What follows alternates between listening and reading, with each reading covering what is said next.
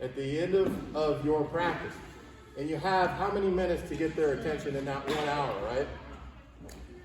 You're pulled in 11 different directions. You could spend 11 hours on those kids. But with pitching, if you set it up as a group, and you're talking to a group at a time, which is probably no more than 3 or 4 boys, that's about where that number gets to be too much. You can have 3 or 4 of them throwing while you're watching them, and hopefully you all have assistants, but we know that that's probably not reality, right?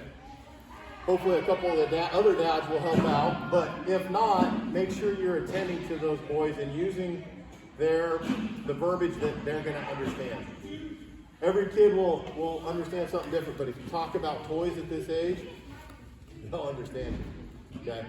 And that's where you kind of just have to rein in that audience, but matching is a great way, and it's a quick visual. And by the way, with technology, if you're doing this right here, just to show them that, because most of them will probably have cell phones now, I mean, at this age, which maybe not, but there's a lot of them that will. Show them that video real quick so they have a very quick reference point. They see that this or whatever it is you're trying to point out.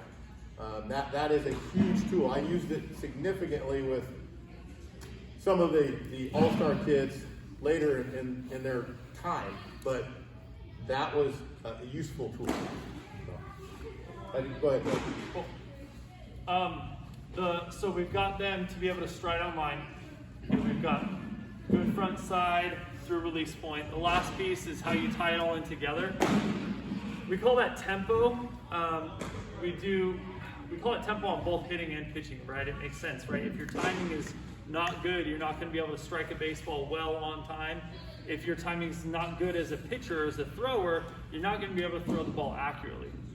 So when we talk about hitting, we have that load, stride, swing concept, 1, 2, 3.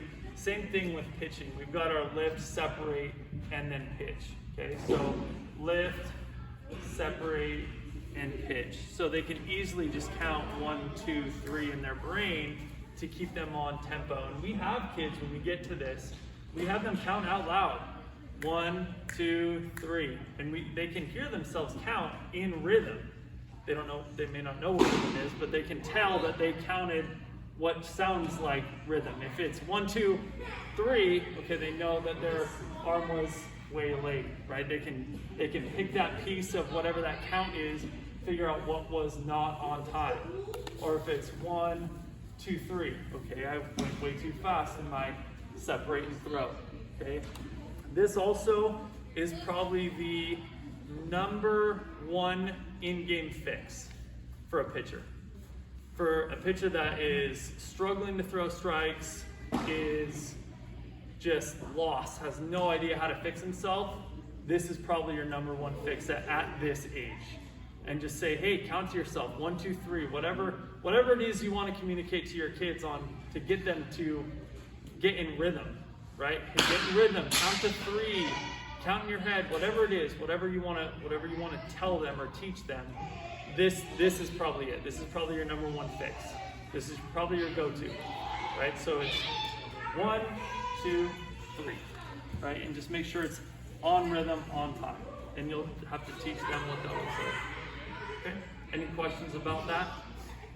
I don't know, maybe you'll get to it later, but with the pandemic, we've got a lot of kids that are now 9 and 10 years old and maybe have only played 1 or 2 years of baseball. So they're throwing that they maybe learned in T-ball or didn't have T-ball. It's a mess. So if you got a kid that's 8, 9, 10 and they're starting fresh, do you have like a 3, 4, 5 practice? Like, what would you start with, and how would you progress? Are you going to get to that? Great segue. Okay. Perfect. That's number 2, yeah. So those are kind of the fundamentals that you should take away on. Okay, these are 2, 3, 4. If you took 1 away, great, right? But these are 3 or 4 that we found that are really good with this age, that you can make progress very quickly with someone being able to consistently throw. The next, so specific drills, right? So I'll throw into this net here so you can see what it looks like. We teach kids how to play catch. we have a, it's something that I like to use, a ball with electrical tape. I'll go over that first. So at this level, maybe 11 or 12, we can start talking two-seam, but really 7, 8, 9, 10, you're probably still with 3 fingers up to a certain point. But really 4-seam is probably the best way to go. So you don't have 2 seamers just flying across the infield. Okay, so when they field it in shortstop, have them learn how to grip the ball 4 seams, so across 4 seams. I would take a piece of electrical tape just because it contrasts the white baseball pretty well. How many of you have seen this drill? Okay, so piece of white electrical tape just right down the center of the 4 seams. Back in when I played Little League, back in the old days, it was said to stay on top of the baseball, throw, what was it called? Get above the ball, or throw over the top, throw over the top, right? What they really meant to say was stay behind the baseball, okay? Stay behind the baseball. It doesn't matter where your kid's arm angle is, as long as their elbow's above their shoulder. If their elbow is below their shoulder, they have a significant chance of hurting their arm. If their elbow is above their shoulder, me personally, I don't care where their angle is.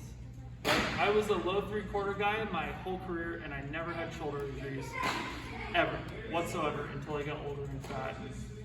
Wasn't the case. Different story. Different story, different problem. These kids are not going to have that problem. Okay?